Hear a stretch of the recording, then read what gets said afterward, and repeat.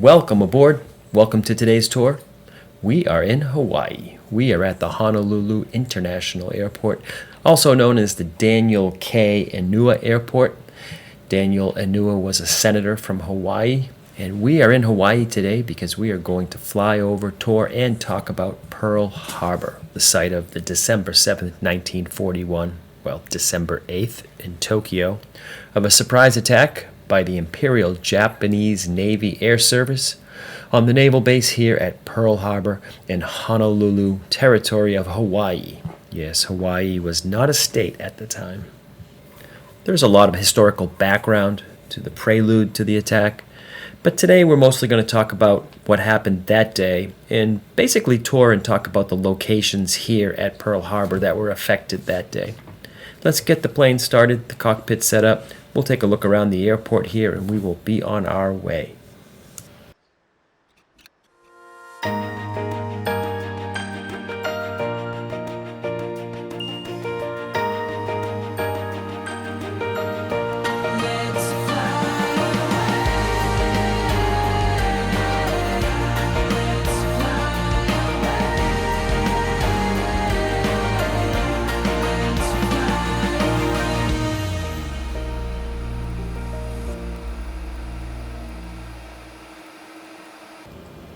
The Honolulu International Airport here is the main aviation gateway here on Oahu, and it's in the state of Hawaii. It's named after the U.S. Senator again and the Medal of Honor recipient Daniel K.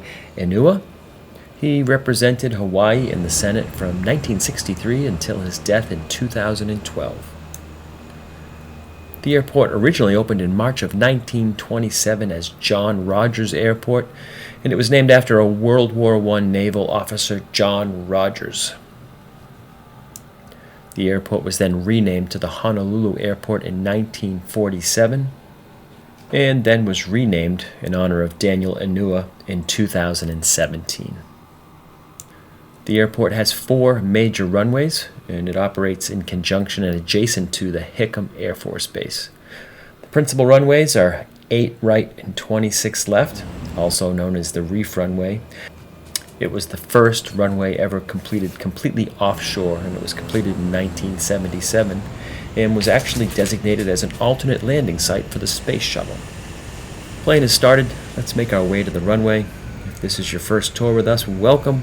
What I do is find interesting places to talk about and fly over, and we visit them here in Microsoft Flight Simulator. Today we are back in the Cessna Grand Caravan, the Model 208B. Buckle up, we will be in the air shortly, and we will be talking about what happened that day in 1941 here at Pearl Harbor.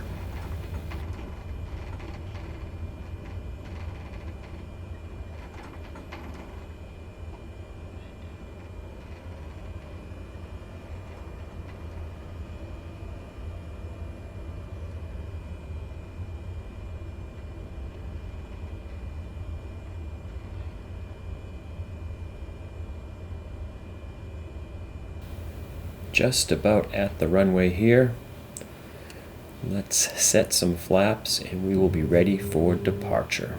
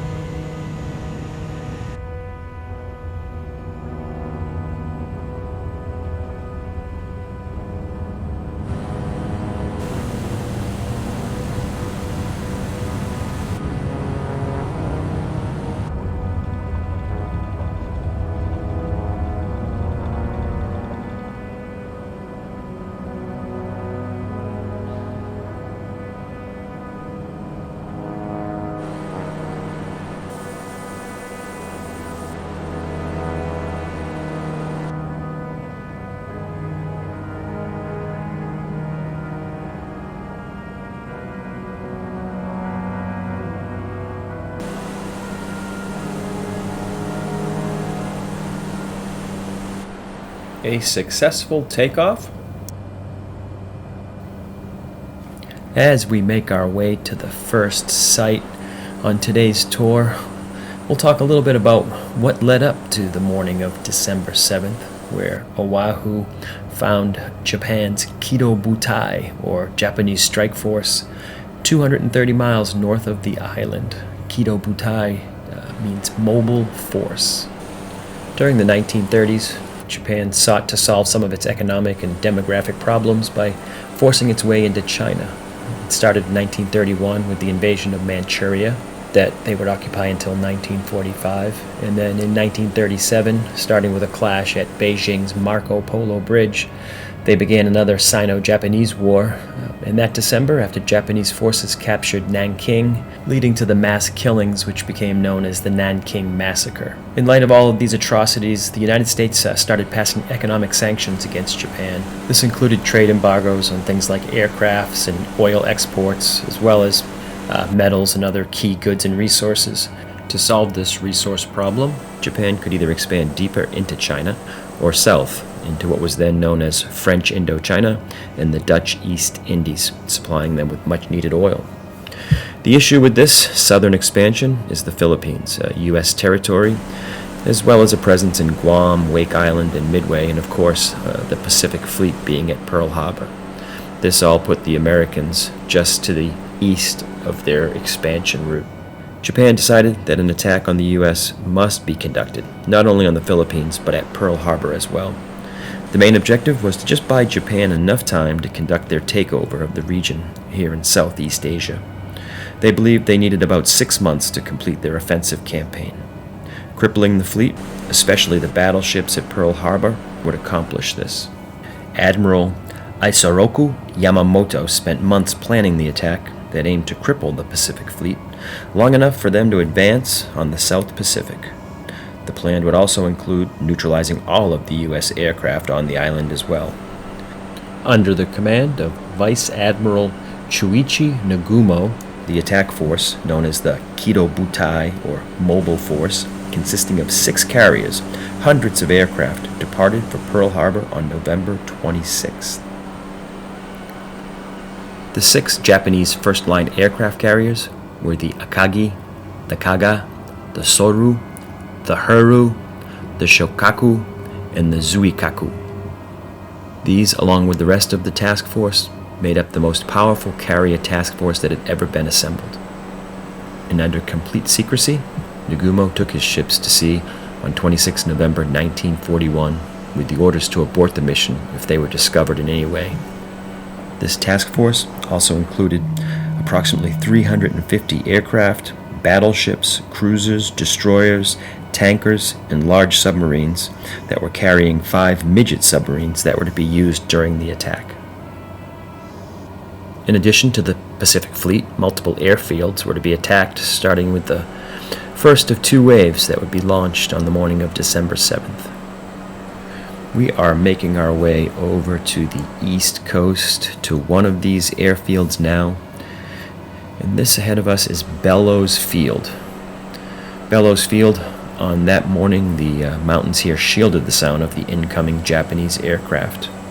The first plane to arrive here was a Mitsubishi A6M, or also known as a Zero, that strafed the tent area with machine gun fire. Multiple pilots attempted to get to their planes and launch. Some were killed before they even taxied, and some were shot down during their takeoff. Some were finally moved off the field, and the pilots were able to man their machine guns and fire on the returning Zeros. A B-17, flying over the island that had been scheduled to land at Hickam Field, which is another field here on Oahu, was attacked and it crash-landed here at Bellows. Bellows was also the site of the first Japanese prisoner. One of the midget subs that had been used in the attack had been depth-charged, and it struck a reef just south of the Bellows airfield. It was discovered by 2 U.S. Navy lieutenants, and one occupant was captured, while the other one had been killed, and his body would later wash ashore here at Bellows. As we make our way north along the coast here, the next airfield we will go over is Kaneohe. This was a naval air station. It was a major patrol seaplane base. It was a fairly new facility, and some of its buildings were still under construction at the time of the attack. The aircraft here were PBY Catalinas. They're a flying boat or amphibious aircraft. There were 33 of these planes located here, and all but 6 were destroyed during the attack. The others were damaged, and the only ones that would remain operational would be the 3 that were out on patrol at the time of the attack.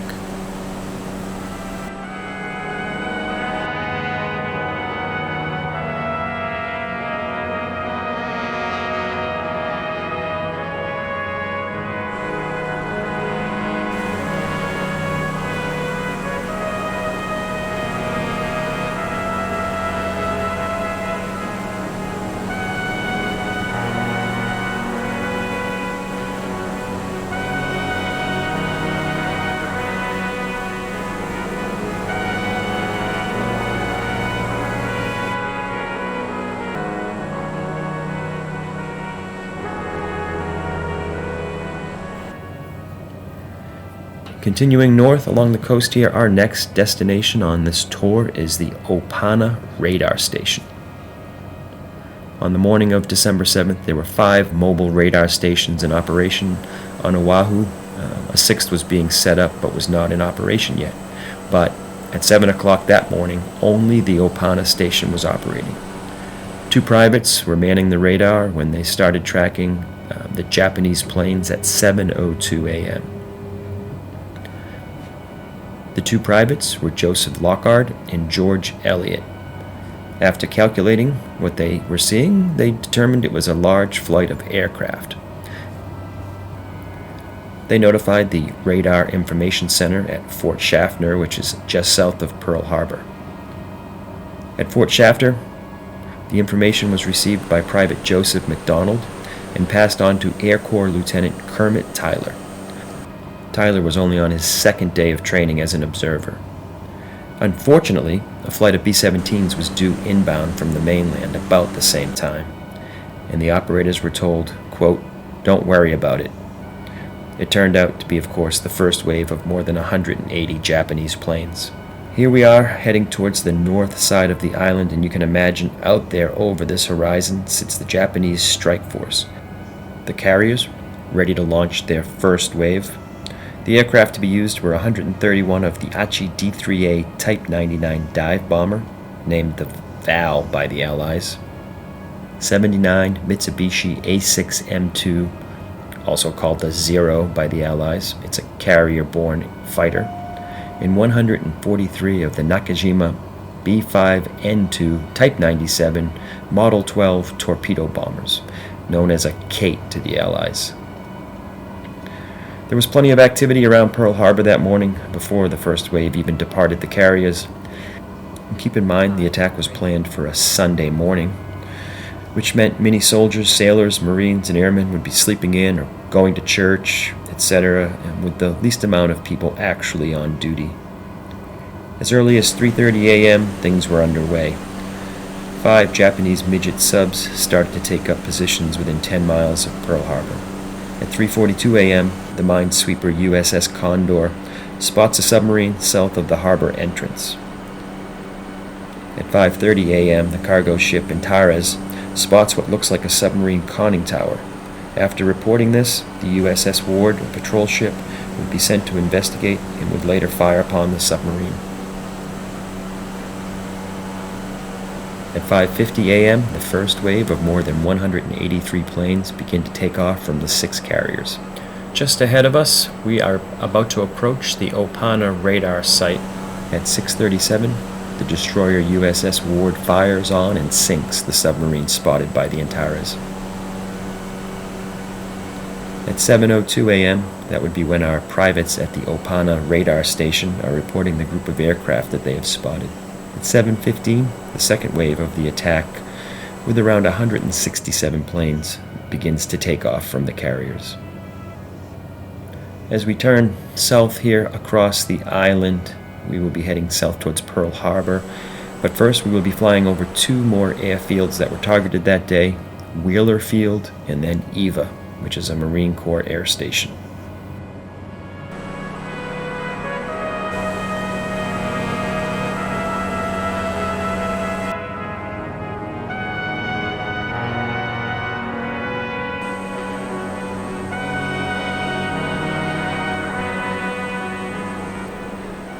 We are now approaching Wheeler Army Airfield, established in 1922, and it was built on a former cavalry drill field next to Schofield Barracks. Most of the buildings then were built in the 1930s, and Wheeler is where a large number of the fighter aircraft were, and preventing them from getting in the air was a major factor for the Japanese attack. Around 35 bombs were dropped here, and 54 planes were completely destroyed. The hangar containing the ammunition was blown up, and despite these efforts, 4 fighter pilots from the 46th Pursuit Squadron did manage to take off in their planes.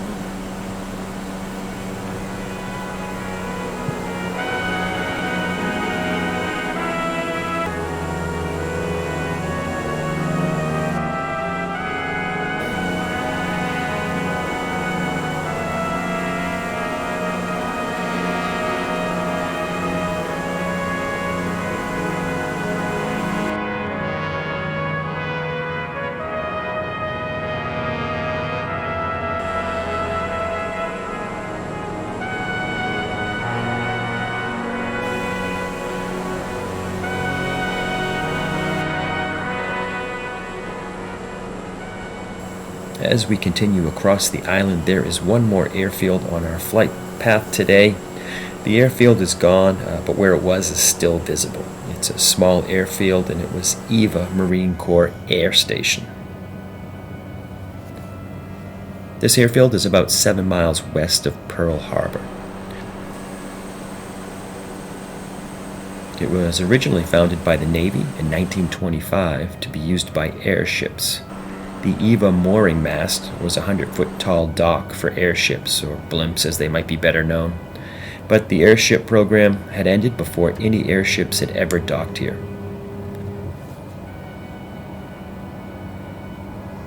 Although the mast was never used to dock an airship, it did become a prominent navigational aid to Navy pilots around Pearl Harbor. The facility was upgraded to an air station for winged aircraft starting in 1940, and in 1941 it became the Eva Marine Corps Air Station. It had 4 runways and numerous hangars. All 48 of the aircraft stationed there were destroyed. Above Eva that morning, 2 American pilots in P-40 Warhawk fighters shot down one of the D-3A dive bombers.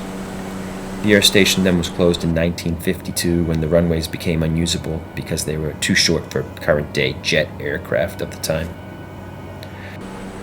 This green area ahead of us here, where there are no roads and it's a little bit west of the actual airport that is here, is where the Eva Marine Corps airfield was located. There are 2 additional airfields. These we will see as we fly over Pearl Harbor itself. One is Hickam Army Airfield. Hickam is located just south of Pearl Harbor. It's located pretty close to the international airport and is actually where we departed from today.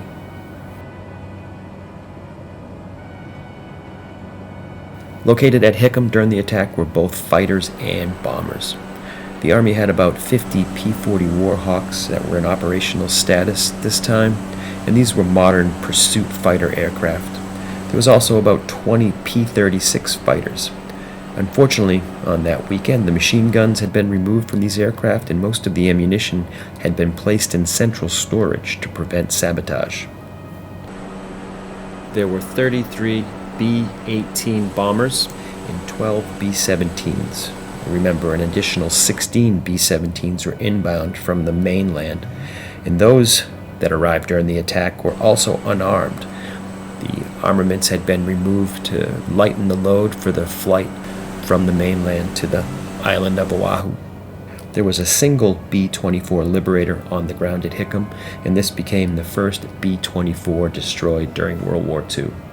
The airfield on Ford Island in the center of Pearl Harbor also had the PBYs, which were the seaplanes used for patrolling. Each wave of aircraft that were launched from the 6 Japanese carriers that day were divided into groups with separate targets and separate avenues of approach. Our first pass over Pearl Harbor will be from the north. This is the approach that the first group of torpedo bombers took.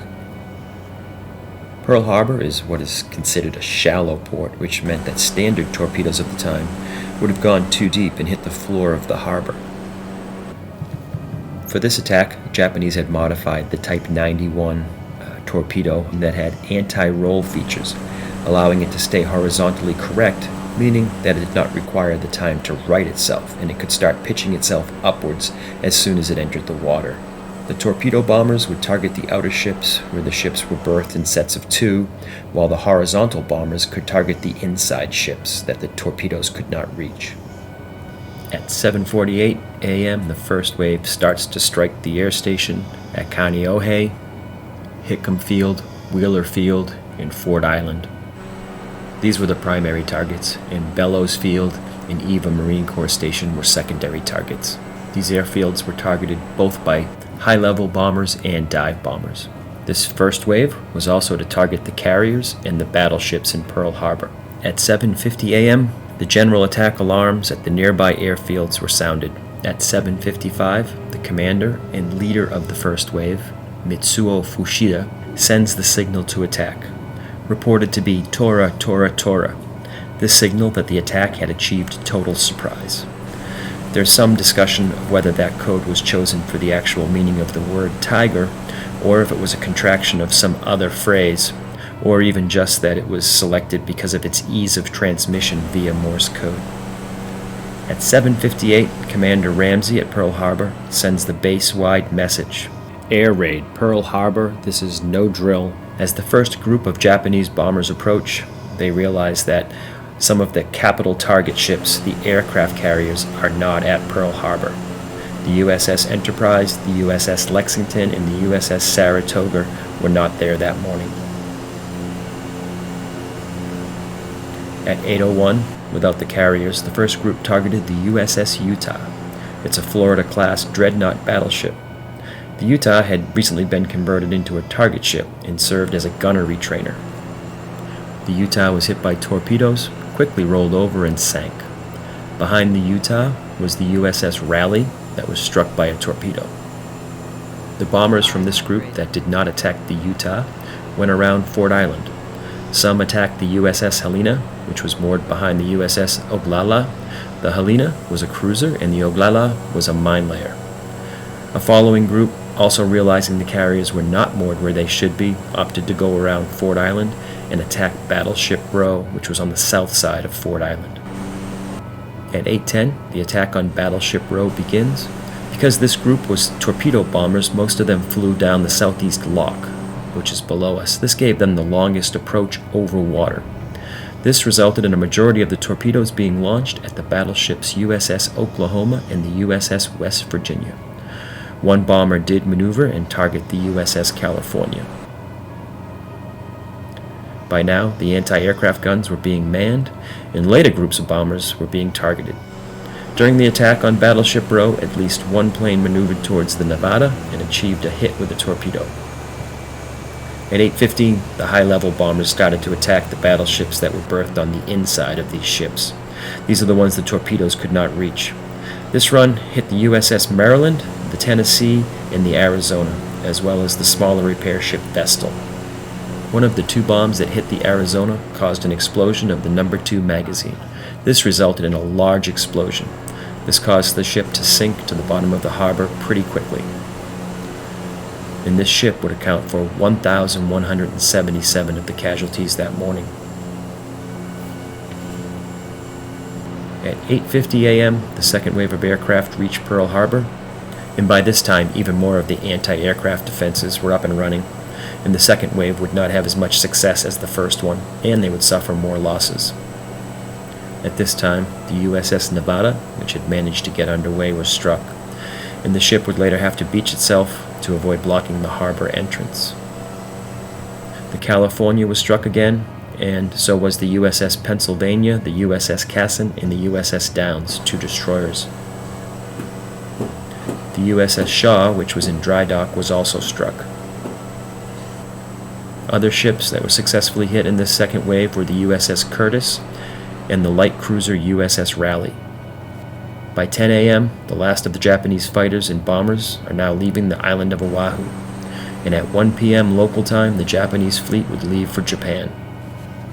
There is obviously far more information about the attack on Pearl Harbor, obviously an important event in history. We will now make our way to Ford Island for our landing. It is the Naval Auxiliary Landing Field at Ford Island. During the attack, it was known as the Naval Air Station Ford Island, where 33 of the 70 aircraft there were destroyed. Those were the seaplanes used for patrol. We will be on the ground shortly.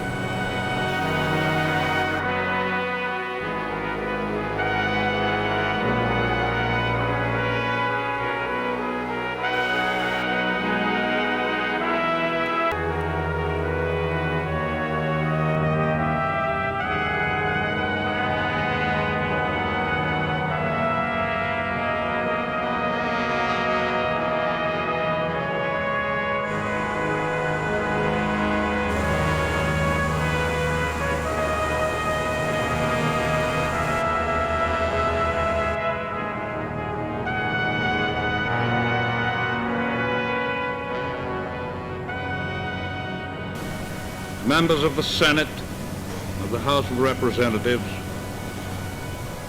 yesterday, December 7th, 1941, a date which will live in infamy, the United States of America was suddenly and deliberately attacked by naval and air forces of the Empire of Japan.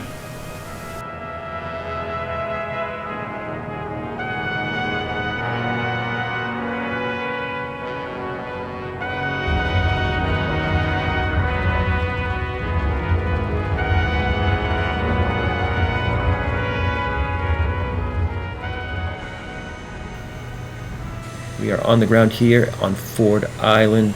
Hope you enjoyed the tour today. As always, what we talked about today is just my personal research. If you have any comments or corrections, please leave them in a comment below.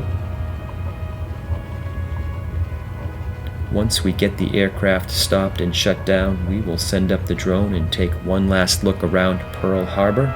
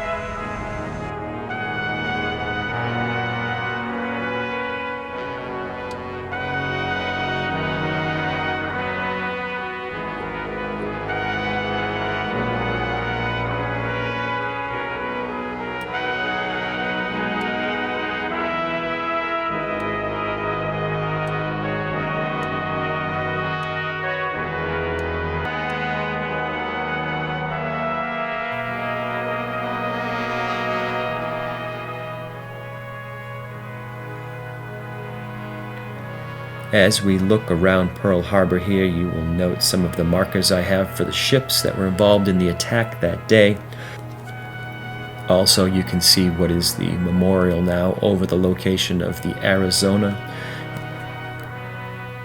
You will also see the battleship USS Missouri, which is now located at Pearl Harbor. The deck of the Missouri, while it was parked in Tokyo Bay, was the site of the formal surrender ceremony on September 2nd, 1945.